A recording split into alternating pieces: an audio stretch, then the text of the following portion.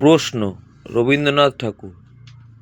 মাগো আমায় ছুটি দিতে বল, সকাল থেকে পড়েছি যে মেলা। এখন আমি তোমার ঘরে বসে করব শুধু পড়া পড়া খেলা। তুমি বলছো দুপুর এখন সবে, না হয় যেন সত্যিই হলো তাই। একদিনও কি দুপুরবেলা হলে বিকেল হলো মনে করতে নাই?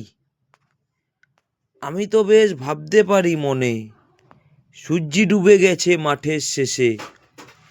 বাগদি বুড়ি চুবড়ি ভরে নিয়ে শাক তুলছে পুকুর ধারে এসে। আদার হলো মাদার গাছের তলা, কালি হয়ে এলো দিঘির জল। হাটের থেকে সবাই এলো ফিরে, মাঠের থেকে এলো চাষির দল।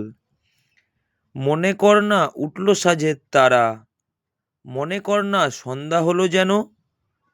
রাতের বেলা দুপুর যদি হয়, দুপুরবেলা রাত হবে না কেন?